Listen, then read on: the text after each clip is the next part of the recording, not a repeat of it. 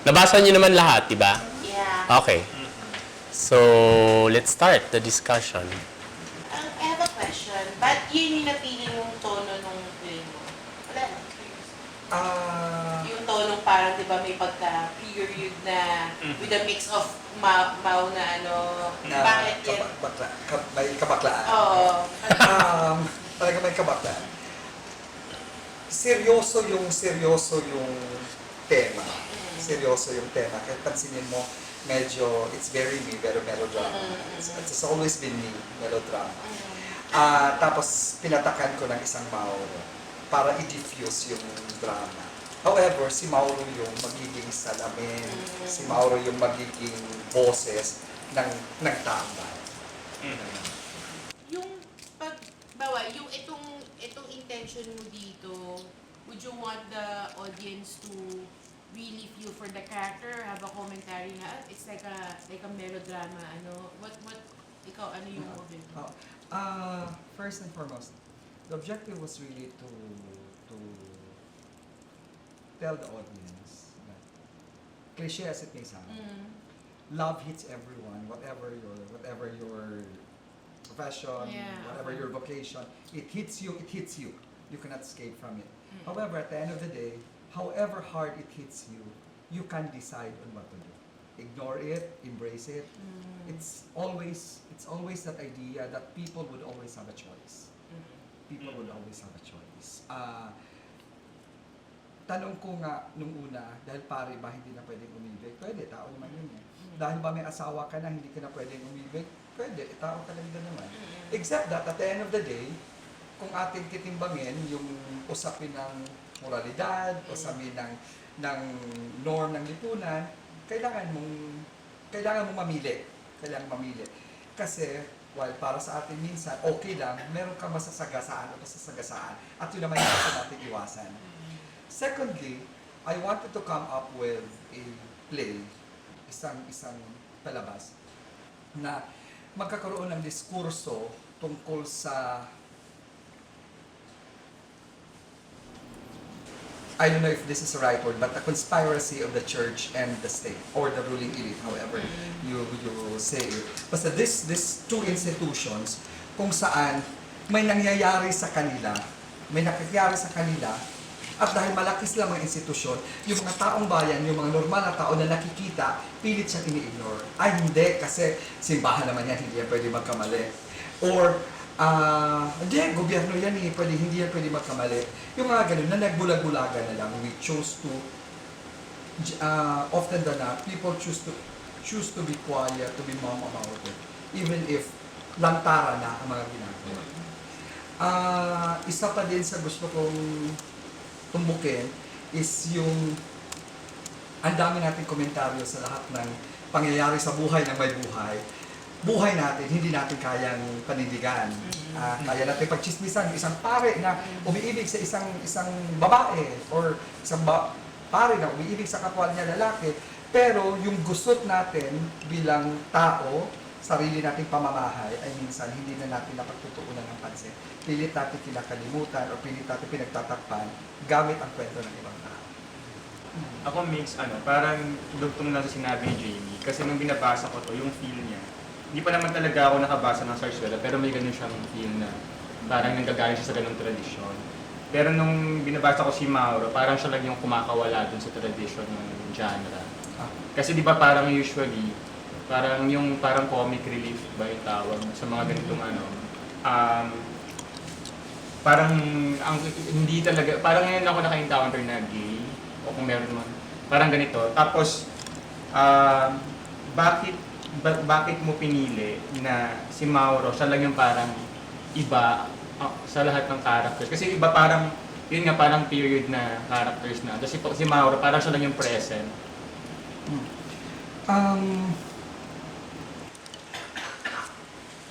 Na habang ginagawa ko yung dula, in fact, iniisip ko na si Mauro hindi nila nakikita.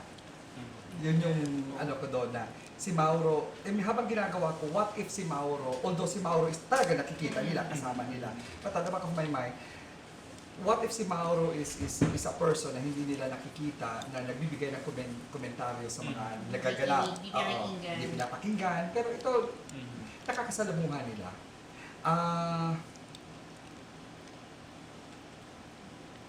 Naisip kong ilagay si Mauro bilang character doon kasi gusto kong si Mauro yung magbubukas ng diwa kaisipan ng mga hindi lang ng taong bayan, not even the characters, but doon sa audience na may gusto tong sabihin na hindi masasabi-sabi ng mga characters. Ito yung may gustong ipaliwanag. Parang siya yung hahalongkat ng the inner demons of the community. Yeah. Parang kumbaga sa komedya, para siya yung Zanny na yung the fool, but actually, he's the one who So baka sana na-maximize siya sa last part. Hindi, kasi nung mga una, di ba, Very active siya. Very active siya para yung action nung pero kung paano uli ma-resolve yung tatlo, kung paano siya magiging instrumental, I'm not sure. On the resolution. Doon sana yung tatlo or something, hindi ko sure kung paano makakatulong. Now, given that in the form na it's very melodramatic, syempre, feeling ko, syempre dahil teleserye nga, di ba? Aware din yung mga, kahit si Aling Tasing, aware siya doon sa format ng mga ganyan. So, usually, alam niyo yung mangyayari o gusto nilang, may inaabangan sila mangyari kasi alam nga nila yung form. So, baka iniisip ko kung paano pa siya pupush. Not push na ikakampi mo siya, pero paano pa, kung sinabi mo nang ginamit mo si Mau para i-diffuse yung melodrama. Paano mo pa, hindi ko alam kung paano, hindi ko naman sa'yo baliin, ipupush yung drama. Yung drama mismo. Yung plot. Kasi parang alam mo na, barilan, ganyan, agawan, ganyan. Maganda naman yung ginawa mo na namilis. Akala mo gusto mo magkatuluyan si Father Victor or si Sarah, pero ginawa mo veneno. Paano mo pa siya ipupush? Yung, may expect, kasi pag nanonood yung audience, mag-expect na siya, mag-aagawan ito, magagalit, bububugin ito, ni-rape nito, I bet ni-rape yan. Di ba ganyan yung mga Paano mo pa ipupush? Yun lang inisip ko, para biglang, dinagdagan pa niya. Yung gano'n, challenge mo din yung melodrama genre. Yun lang, iniisip ko lang kung paano, para hindi lang din siya maging predictable, or how do you, I don't know, is it the lines or plot? Hindi ko alam. Doon sa mga sa huling parte ng kwento. After this one yung ang bayan nagkikwento-kwento hanggang makarating sila doon sa bahay. Umuwi si Jaime at si Sarah na nag-away na nga yung mag-asawa, nag-away yung asawa. Natawag ako doon sa kaninang umagang exam sa kaso ni May gawa ng na nakunan. Ito na may ganun din ang nangyari. Nagkatulakan sila hanggang nagkaroon ng pagdurugo. Dahil sa pagdurugong yon, minabuti, naisip ni Father Victor na alam niyang anak niya yon. Sabi niya na, Diyos ko, kung papipiliin ako ngayon, buhayin mo lang yung anak ko, papakawalan ko yung babae. Magsisilbi ako bilang pare. Itutuloy lang. On the other hand, si Jaime naman, yun yung parang sa kanya, sandali, babae, minahal ko to eh. Hindi naman ako balahurang tao, minahal ko to, itong babae dito. Kasi yung na-eksena doon, nasabay sila nagdasal, nasabi niya, buhayin mo lang yung mag-ina ko. Papakawalan ko na rin siya. So silang dalawa, handa na silang pakawalan yung babae. And it's up to Sarah na ngayon kung anong gagawin niya. Sasama na ba siya sa pare? Sasama na ba siya? Until may pag-uusap na ng katulong, then she realized, hindi. Sasama ako kay Jaime. Ito yung asawa ko, ito yung sasamahan ko, ito yung... Or... Napahas siya. Ha? Ayaw niya. Oo, sabi niya, ayaw niya. Yun, so, mas pinili niyang manatili doon sa bahay. Kasi nga, doon sa dialogo na ginawa ko sa mga bandang huli, hindi ka na, minahal ka. Mahal ka. Yung pamamaraan ng, dahil sa sobrang pagmamahal ni Jaime sa'yo, dalaseng siguro, kaya ka naghahasa, pero walang intensyon para saktan ka. Pero ginahasa ka pa rin. Alam mo yung mga ganun. When you, Ay. yung mga ganun. Galit sa'yo ang Obsession. women's rights. Obsession. Napainom ng tsaa. Napainom ng tsaa si Ako May. yung narinig ko first time kahit yung eksena na ginusa sa table. Yung pangalawa na, yung may eksena siya doon yung In short, nalasing. yung pagmamahal niya is always very rough.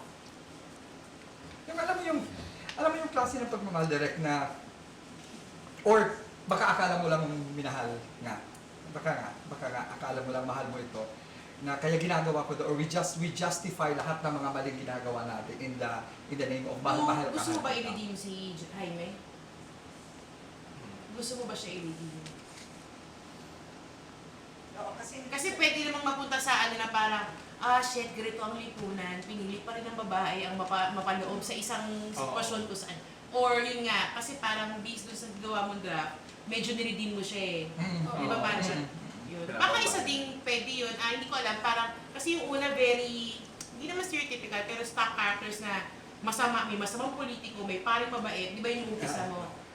Baka pwede challenge na parang, bawa, yung pag-explain, kung ano yan, magnanakaw yan ng sa politika, yung paano yan justify na pag naiintindihan, may point siya. Yung, baka pwede paglaruan mo yun, para lang mag-iba yung pagiging stock characters, or yung pagkalasing niya, yung mga tipong, yung pag nahanap, sorry, yung mga, pag nasampal, sorry, di na, yung mga ganun ba, yung parang, may sapak lang to sa ulo, pero, ganun ba? Mabait naman itong tao. Hindi ko alam, para lang, pwede Sincere pa rin siya mabait. Charot. Kailangan niya ng tulong. Aksidente lang nasasapak. I think the problem that's beginning to appear is that nagbabago yung character according to the situation of the scene. Diba? Nagsimula ka, ang impression namin, itong mayor na to, wala naman talagang ginawa. Di ba? Ang pangit ng San Nicolas, mga kinukuha ng lupa, mga ganito. So, ang pinaka-impression mo makukuha, he is corrupt. But all of a sudden, towards the end of the play, he says he is not. And we're supposed to believe him. Kasi, ang dahilan doon, for some weird logic, pinalaya na niya yung kanyang asawa. And that act, which is an act of sacrifice and an act of surrender, may seem to absolve all the bad things that he has done in about 80% of the play. Parang ganon. I think doon gumanon eh. Kasi parang kaya tuloy ang nangyari, nagbumaliktad yung buong situation. Ang tingin mo doon tuloy kay Sarah, takbo siya kay Father, itong si Father nangako naman kay Lord na hindi ko na kukunin si Sarah, mabuhay lang yung bata at I'm true to my word. I will fulfill my promise. Si Sarah suddenly feels, oh my God, I'm left out. So balik na naman siya doon sa lalaki, doon kay Jaime, who gladly accepts him. I think, feeling ko lang, mukhang na-corner ka bilang writer eh. Kasi, maganda yung ending mo eh. Kung saan, nandun yung bata, andun yung pare, andun yung ganito, pero alam nila anak ng pare ito, pero inaalagaan ito ng isang pamilya. Kasi, yun yung kwento mo, di ba? Yun yung kwento ng nakita mo eh. Ganon. But how it got there, you, I think, were forced or compelled to change the definition of your characters. Biglang all of a sudden, itong si Jaime, naging mabait, and so therefore, hindi na siya corrupt. Pag hinarap mo siya kay Mauro, ano yung kinakanta ni Mauro? Itong pamilyang ito, this whole dynasty of politicians, of which Jaime is the shining example, talagang corrupt. Kaya sila yumaman dahil agaw-agaw ng lupa, tinataasan ng anito, niliit, nagtipid sa farm to market road, mga ganon, di ba? So, merong, naging contradictory ngayon, bigla, yung buong situation. And he was raping his own wife, and he was, pointing guns inside the church. Diba? Nobody would even think of doing that. Yung impunity nung character masyadong mataas na maski ikaw, para maabot mo yung ending, kailangan mong bawiin lahat yun in one scene. Diba? So, baka doon naging yun eh. I think baka right from the start, kailangan mong si Jaime kung gusto mong maging somewhere, makaabot ka dun sa ending na gusto mo. Kaya ang parang ko doon, parang maganda naman yung mismong ending, which is the final image. How it got there doesn't convince me yet. Parang ganon.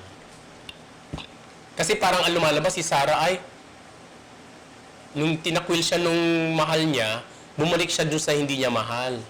Para lang why can't she be alone? Doon sa kwento, hindi alam ni Sarah yung pangyayari on the side of the pare and Jaime. Siya mismo yung nagdesisyon. Yun na nga eh. Pero kahit na, but that makes her look like some form of opportunist, di ba? Parang kung sino ang tatanggap sa akin. Kung hindi ako ginusto, nagtataka nga ako, bakit hindi ako tinatanggap niya? 3 scenes ago, handa na siyang iwan ng pagkapare. Ngayon nanganak na ako. Ayaw na niya. What happened? Ay, balik na lang ako doon. Doon sa nang re-rape sa akin. Okay, doon na lang sa last part na, mahal pala niya, pero doon sa first Ang daming na-change na bigla. Walang tigil na, mabait siya. Di ba mga ganun yung mga babae? Mabait siya, may hit ang ulo niya, minsan lang talaga. Mali mahal ko siya. justification. Yung very na-understand niya, pero na-push siya siguro ni Victor kasi bilang tutukso na naman siya ni Victor na lumabas na kasi ginahasa niya ako dahil sa kanya. I guess you have to also put yourselves in the shoes of your characters in terms of how will they decide when confronted with this. I mean, kung ako si Sarah, tapos pupunta na ako, Jaime, or I'm free, pinalaya na ako ng asawa ko, sasabihin sa akin ni Victor, hindi, nanatili ako magpare. Putang ina mong gago ka, hayop ka, alis na lang ako, mag-a-abroad ako, goodbye sa inyong lahat, leche. Di ba? Parang ang feeling ko, parang, ano ba namang klaseng, bakit ganon? I sacrificed, in fact, I almost died for you. And then, yun yung medyo, doon ako, I mean, I can still accept the whole thing na, kasi it's in the Zarzuela mode. Diba? Sa Zarzuela, merong lokayo. Yung lokayo, si Mauro yon, ginawa mong bading.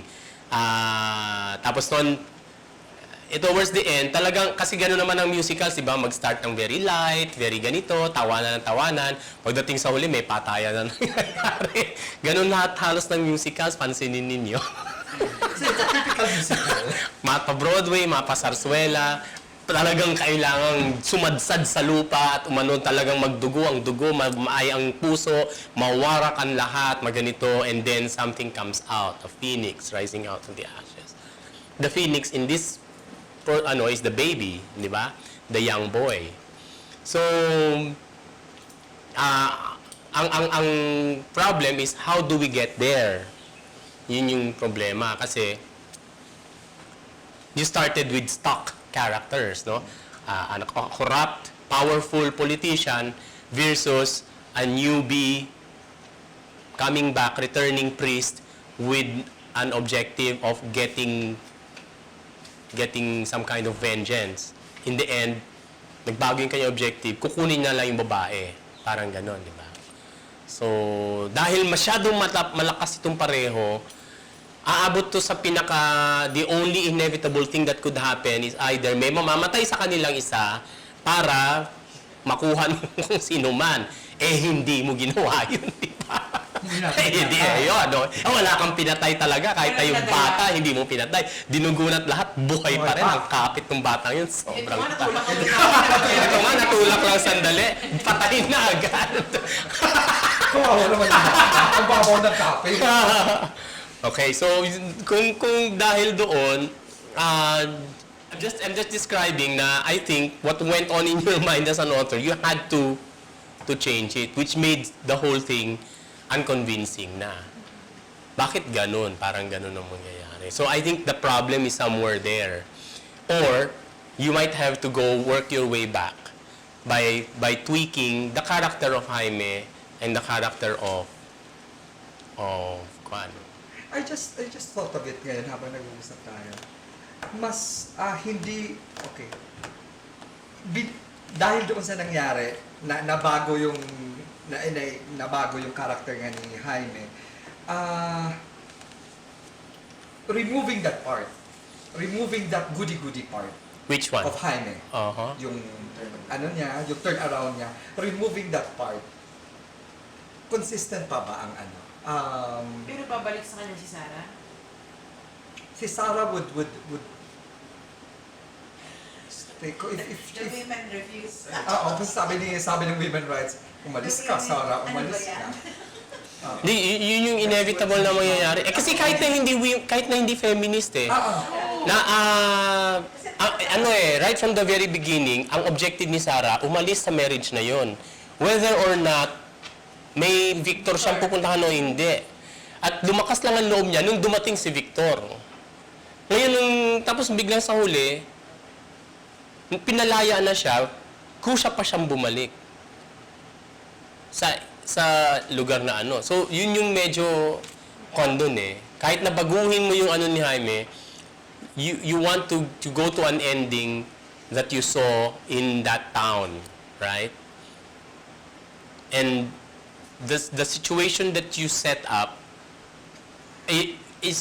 seems to be pointing you to the inevitable end, which is either that baby will die, someone will die to fix the whole dilemma.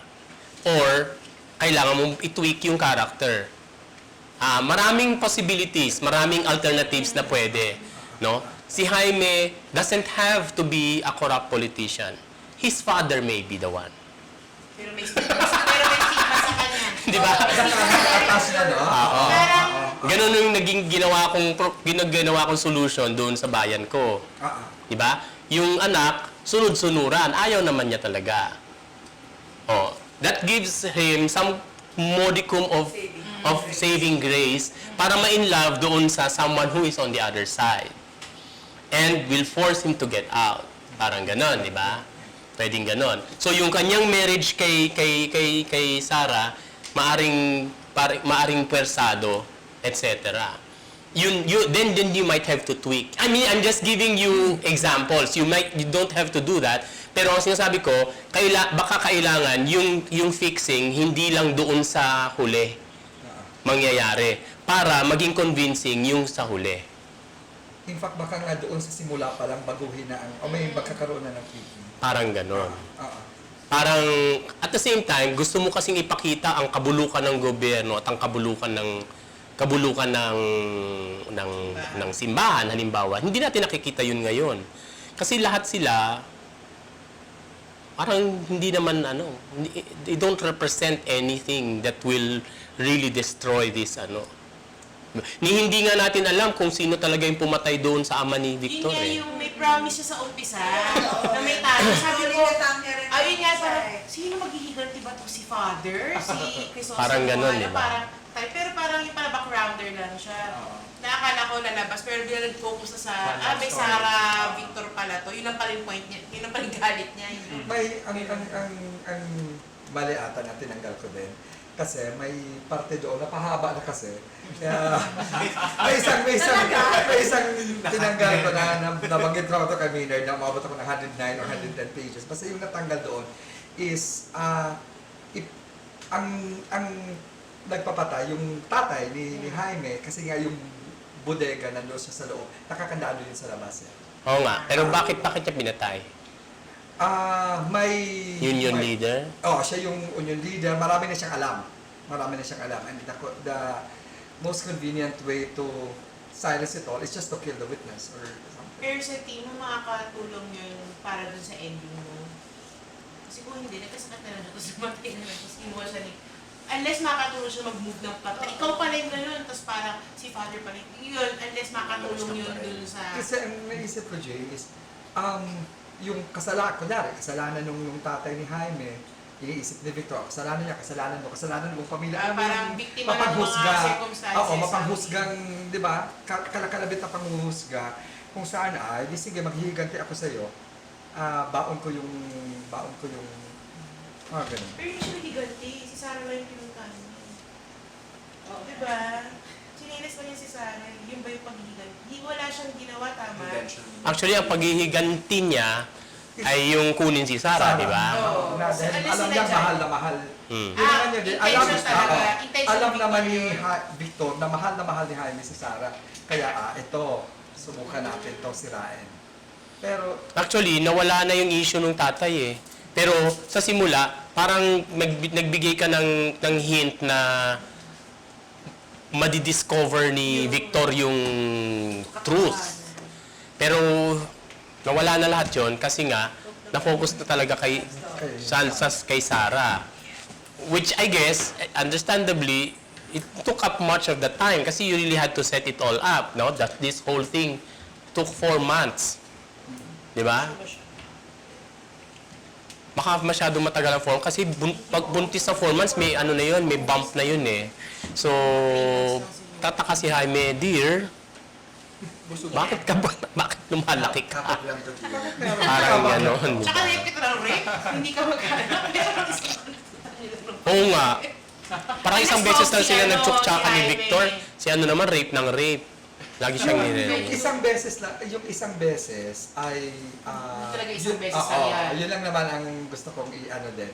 Or baka kailangan bang talagang kailangan detalyado na di ba? Kasi yung isang beses na yun, Gets na yun. oo. Pwede nga issue ni Jaime na rin siya magkaanak. Isa yun sa mga machismo shit niya. Kaya, Baka mas klaro. Kaya nasasaktan na si Oo. Baka mas klaro yun. Sira ang ano niya, yung pagkamacho, hindi niya mabigyan ng anak. Di ba Baog? tayo kasal? Baog si Jaime? Baog siya. Oh, baog si Jaime. Di ba? Eh, samantalang si Victor, isang tsuktsak lang sa dining area. Doon ako Wait, nako. tagal lang din nakakapag- Naloka ako doon, nagtsuktsakan sila sa dining area. Di ba mga kasatin sa Hindi ko atin? pwedeng sa loob ng kwarto. Sabi pa niya kasi dito tayo madilim. Madilim nga. Nandun naman sa kainan. Ay, syempre, kahit na sino bumukas, kahit si Manang na pumunta. Ganawan na yun. Sorry. Supposed to be, tapos na yung tsuktsakan na yun. Parang Tapos na yun, lumabas sila. ito na yung tapos na eh. Tapos biglang, yun. Sa Tapos tayo. Sa kaya, Kasi walang tao naman. Yun naman. Nang nakahubad sa dining nakahubad. Pagkap lang tayo na. Wag naman. Kahit naman si Hilda Coronel at si Bembol Rocco, eh, hindi lumabas ng kwarto para magsigarilyo. Pwedeng Sa kwarto. doon sa veranda na lang. Huwag sa veranda. Pwede ko sabihin doon sa kwarto sa taas. No, they have to do it in secret eh. Kung si Monsignor, nakita, kaya rin lang yung kwarto naman yung ano yun, ni Father. At saka alam siguro na yung senior. Kailangan. Pwede ng kwarto lang, pwede mo pabuksan naman. Ayun, medyo maraming over the top na mga eksenang gano'n na parang nakakagulat, di ba? Like wherever, sa simula pa lang, ang sabi ni Victor, ayokong pag-usapan ng mga bagay ng nakaraan sa harap ni Jaime at Sarah. Tapos pagkanta niya, kunento niya yung nangyari nung nakaraan. Siya nagkumalakaw. Ikaw rin naman pala mo.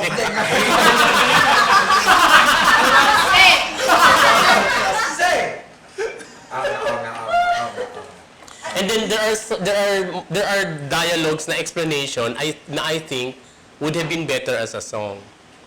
Rather than nung umalis ka, ganito, ganyan, sabi ni Sarah, wala akong maano, hindi mo lang alam kung anong nangyari sa akin. Kantahin niya na yon, di ba? May mga ganong eksena eh. Chikahan. O, imbis na chikahan, Kakantahin. yun ang ikanta. And then, okay, isa-isayin ko na lang yung, itong medyo hindi ako sure eh. Victor went to Manila with the hopes of making things better for himself and Sarah. Tapos noon, doon, nabalitaan niya, kinasal na. Ganun ba? Bakit siya punta ng Maynila? Nag-aral siya ng Seminaryo? filosofiya, hindi pa seminaryo. Parang Scholar siya. So- hindi pagpapare ang sinadya ng Oo. Nung nalaman niyang kinasal, Ang ginawa nung pura paroko na nagampon sa kanya, hindi, huwag ka nang bumalik dito sa Maynila. huwag ka nang bumalik sa Oo, Maynila. huwag ka nang bumalik dito sa San Nicolas. Diyan ka na. At ang pinakamainam na gawin, magpare ka. Na kahit ayaw niya, hindi, ito yung pinakamainam na gawin mo. Yeah, pero kaya siya umuo dahil nalaman niya nagpakasal? Dahil alam niya nagpakasal na. Yun. Yes.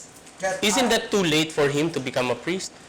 Kasi, ano pa lang sila pa, di ba? Ilang taon pa lang silang kasal. Ilang taon na silang kasal? 10 years pa Bakit magpapare. din? Kasi ano to? 10 years na silang kasal. 10 years na silang kasal. 10 years pa 10 magpapare. years na silang kasal. Sura pa sa ano. Bako nga. Kasi,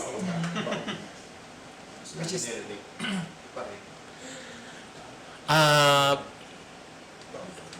Itong eksenang binasa natin, I find this redundant kasi doon pa lang before nung natagpuan ni Monsignor na nakipagtsuktsakan sinabi na sa kanya ni Victor na ayoko na magpare.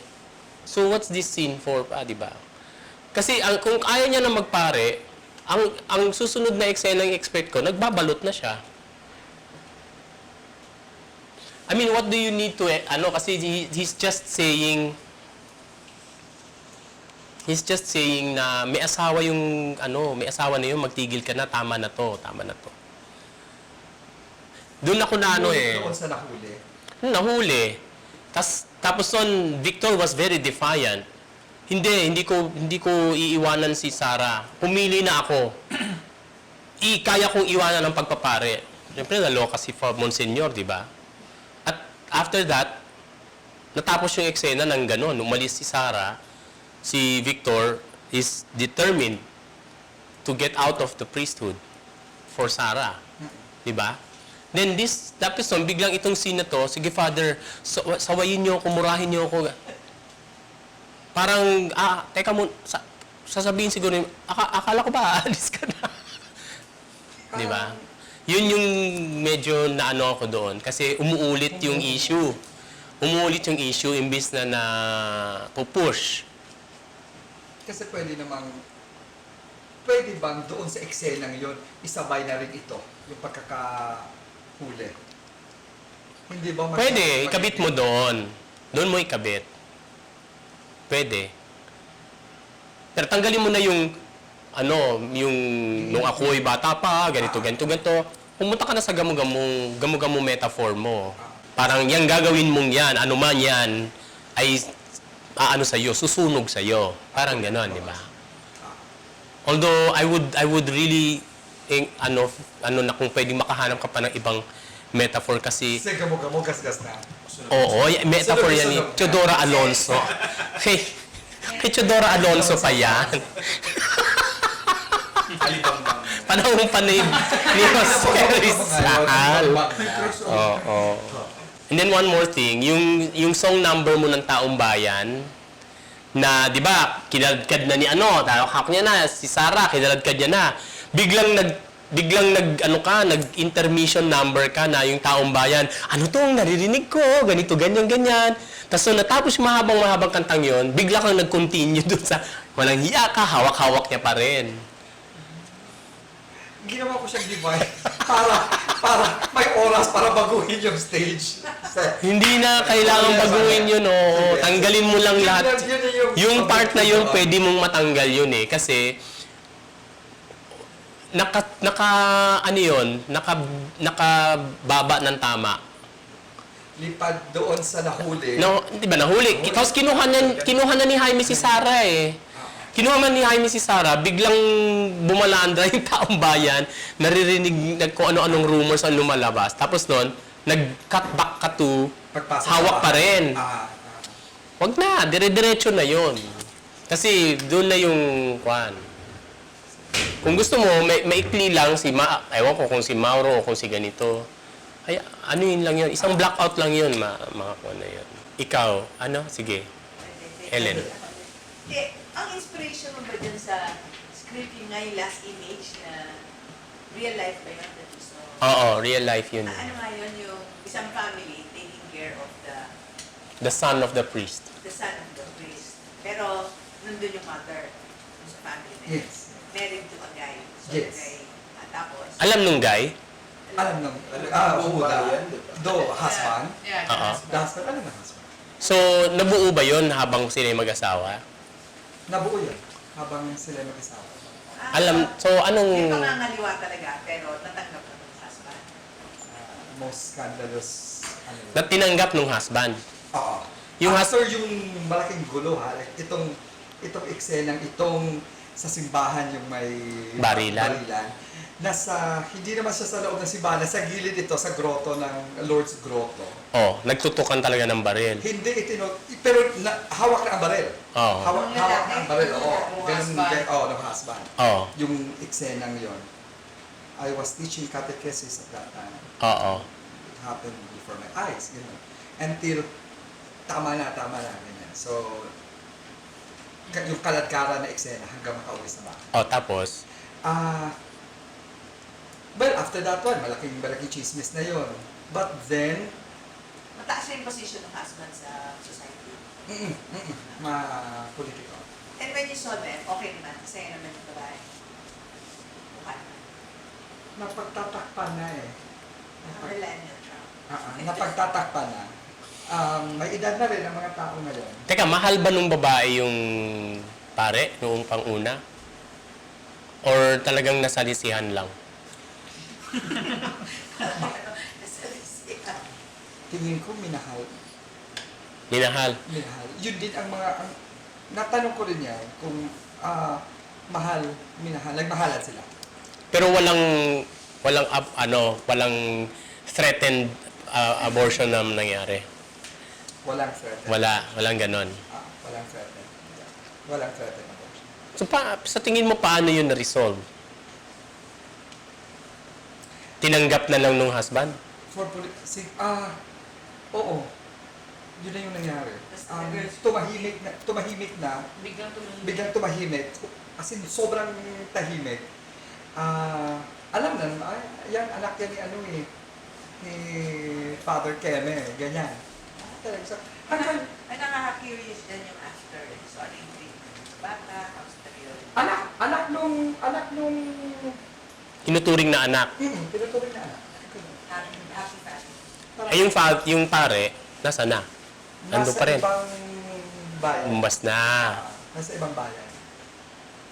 Sige, anyway, we don't know talagang fully kung how their relationship. The question, sa akin lang, para kasi, parang dalawang characters. Although meron namang ganitong characters in real life. Parang pareho silang mabuhay na. Like, na priest. Nasalisihan siya. So, mayor. Tapos, ibang tinitake up niya. Also, sinabihan siya magpare. O sige, magkapare na lang siya. Tapos bumalik siya. Nalaman niya na-rape lang pala. So, gusto niya mag-i-give up siya. Tapos, in the end, i-give up niya rin. Eh, di ba yung parang what is the growth in his character na lagi siyang mabuhay sa kanyang, ano ba talaga yung paglalaban niya. It's the same for the woman, no? Na she really loved this guy. Tapos na-rape siya, hindi naman siya nagsumbong or anything. O sige, pumayag siya magpakasal. Diba? Tapos, gusto niya pala yung guy. Tapos in the end, yun nga, babalik siya. Ano yung mga paninindigan ba nila? Yung mabuhay. So, hindi pa alam yung growth of their characters or they just accept the traps. That is the ending. But, you start off your play, sa impression ko, parang presenting that this is going to be a rebellious play that will turn ano yan? The tables. Turn the tables on the church, on politics, and on love. Because I remember when you were talking about this at the early stage, naniniwala ka na it's okay to love more than one. It's when you're going to turn around concepts of love, concepts of politics, concepts of church, and yet parang ang ending, it's going back to the sanctity of marriage, the sanctity of ang pagpapare, kahit she never even really chose that as a vocation, siguro doon ako nagkakaroon ng confusion. No? Parang I was set up to believe na mag-ano ka, babalik na rin mo yung mundo. Pero in the end, i-hold, kasi nga, di ba, lahat ng criticism, ang comments ni Mauro, this is all a very pretentious society. This is all about the hypocrite lahat. Pero in the end, they stick to all the trappings of the church, the trappings of a marriage, kasi sinumpaan na yan. Yun yung pinaka-confusion. Yung naisip ko nga doon, direct, is that yung mismo, yung all those trappings are the hypocrisies itself. Na alam mo, ito na yung mali mo eh. Ito na yung mga mali. But then, sige, pagbigyan na rin natin, ito na yung, hindi, ako may asawa na ako, dito na ako. Parang ganun yung... So, ang ending pala talaga, sad. Kasi they all choose to remain in their traps. It's supposed to be a sad ending. Meron lang, makita mo yung bata, lumaki yung bata, maayos, but everyone is trapped in their own miseries. Okay, that happens. Own miseries. Kung ganun ang gagawin mo, then you have to be somehow about it. Again, it will therefore be in the framing. It will therefore be in the framing of the characters themselves, kung paano mo sila dinidefine. Kasi ngayon, right now, parang biglang, ba't naging malinis itong bigla si Mayor? Bakit biglang naging ganito to? Yung ganon, na, Biglang nagbago naman. kailangan, singular lang talaga yung objective niya. It's either the character gets it or not. Hindi yung, okay, hindi na lang ganito, ito na lang ako. Ganon. Diba? Yung kasi 80% of the play, they seem to be very determined to do whatever it is they promised to do. Remember our speech acts, di ba? Nung sinabi ni Victor na itinatakwil, kaya kong itakwil, handa kong itakwil ang pagpapari ko para kay Sarah. Tapos in one swift scene, hindi na lang, magpapari na lang ako kasi nabuhay yung bata. Parang tabingi, di ba? So yung mga ganong klaseng mga para lang umayon doon sa ending. Ako, actually maganda yung statement na yun kasi include ang daming continue living in traps, di ba? Pero ako, baka ang needed setup is, kasi kung yun ang ending mo, ang pinaka-message mo dyan is the power of the institutions. Diba? The power of the church, the power of these communal beliefs that trap individuals into things they don't want. How do you set up that power so that even Jake, what's his name? Victor, yung mga kanta niya kahit na masunog ako, di ba mamatay na ako, di ba, ganun gamo-gamo. And yet, they give up. What are those traps? Well, hindi ko alam kung sakop din ang play. Pero ibig sabihin, kung yun yung message mo, then you are talking about the powerful institutions that individuals can't seem to get away from. Iba ng melodrama yan. Yan ang sinasabi mo, hindi na siya drama eh. Pushing the of melodrama. So usually very liberating. Kasi as Zarzuela, mag-work siya eh. Natin, yung definition ng characters, bumibigay, bumubuhay. Nag-iba in the middle of somewhere. Kung Zarzuela, they can pursue, di ba? That's threat. Yung promise nung hinahanap ni Ellen, yun ang medyo, maski ako hindi ko rin nakikita yun. Kasi in the end, nawala na rin naman si Mauro eh. He is the only one who sees everything in that light eh. And he's not revolutionary. He is also an outcast in the sense that he's bading-bading, di ba? So he's not taken seriously. Which is a nice touch. Para siyang Cassandra na nagsasabi ng totoo, nagsasabi ng masama, Pero nobody takes him seriously just because he is gay. Baka nga meron siya dapat isang kantang ganun eh.